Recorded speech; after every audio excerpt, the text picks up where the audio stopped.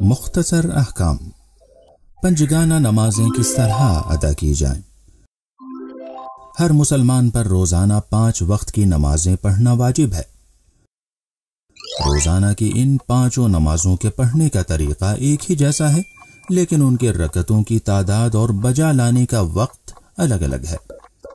فجر کی نماز 2 رکعت، ظہر کی 4 رکعت، عصر کی نماز بھی 4 رکعت، مغرب کی 3 رکعت اور عشاء کی نماز بھی 4 رکعت ہے۔ ہر رکعت میں 1 رکوع اور 2 سجدے ہوتے ہیں۔ ہر نماز تکبیر یعنی اللہ اکبر کہہ کر شروع ہوتی ہے اور سلام پر ختم ہوتی ہے۔ اور اب آئیے دیکھتے ہیں کہ کس طرح نماز پڑھی جاتی ہے۔ مثال کے طور پر مغرب کی نماز کو لیتے ہیں۔ اس سے پہلے کہ ہم نماز شروع کریں، یہ ضرور دیکھ لیں کہ نماز سے پہلے جو امور انجام دینا ضروری ہے وہ انجام دیے ہیں یا نہیں، جیسے وضو کرنا، لباس کا پاک ہونا، قبلہ رخ کھڑے ہونا وغیرہ۔ نماز سے پہلے اذان اور اقامت کہنے کی بہت تاکید کی گئی ہے، اگرچہ یہ واجب نہیں ہے بلکہ مستحب ہے۔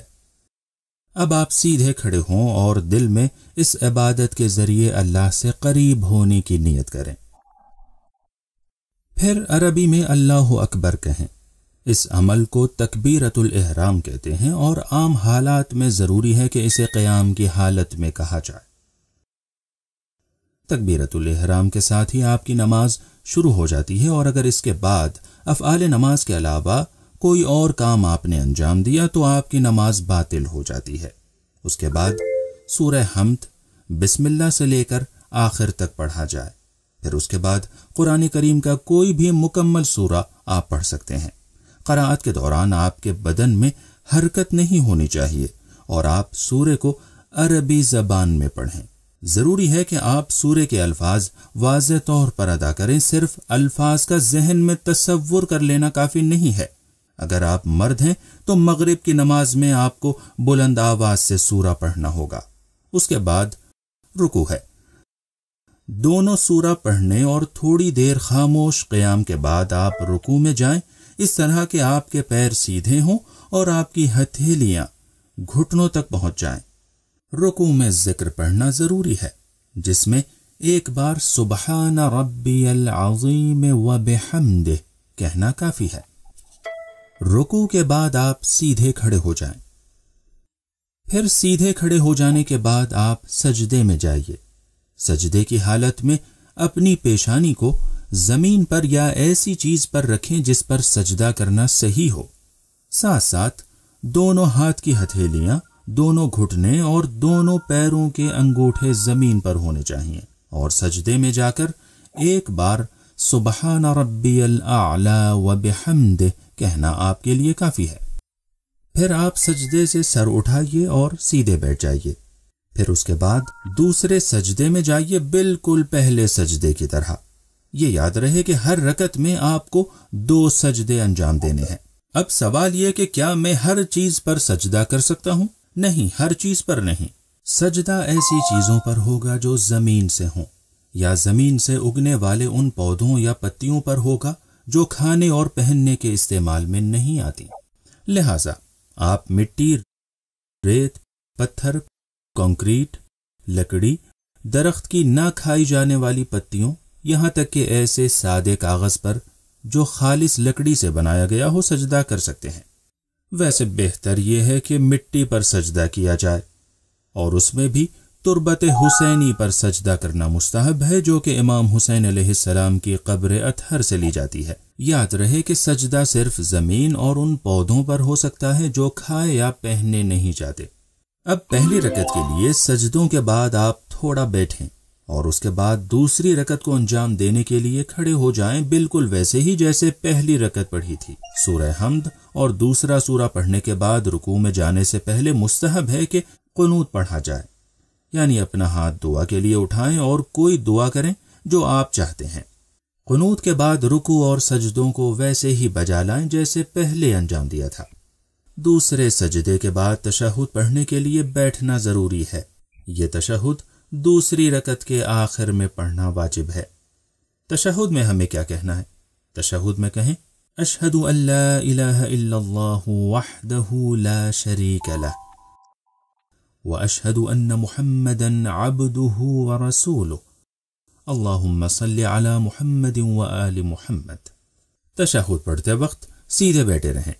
اس کے بعد نماز مغرب کی تیسری اور آخری رکعت کے لیے کھڑے ہو جائیں، جس میں آپ کو آہستہ آواز میں سورہ حمد یا 3 بار تسبیحات اربع پڑھنی ہوں گی، جیسے سبحان اللہ والحمد للہ ولا الہ الا اللہ۔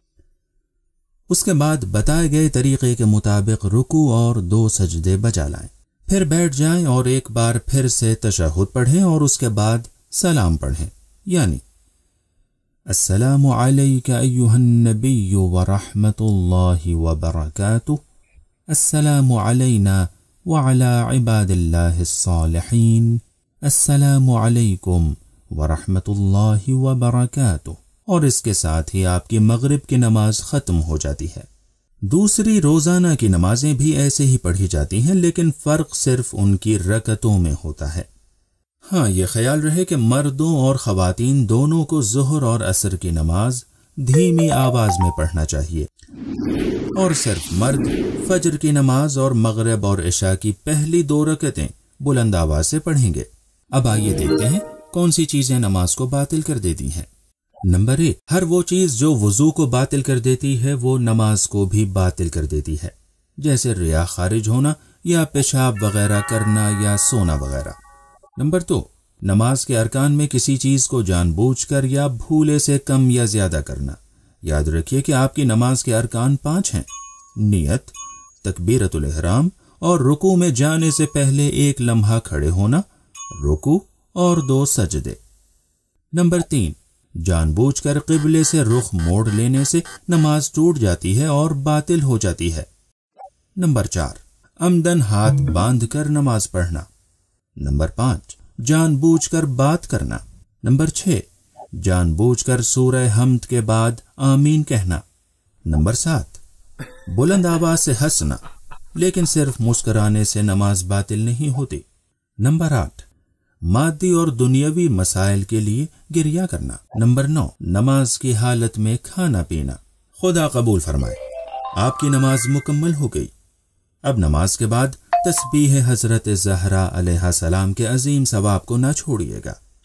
اس میں 34 مرتبہ اللہ اکبر، 33 مرتبہ الحمدللہ اور 33 مرتبہ سبحان اللہ پڑھا جاتا ہے۔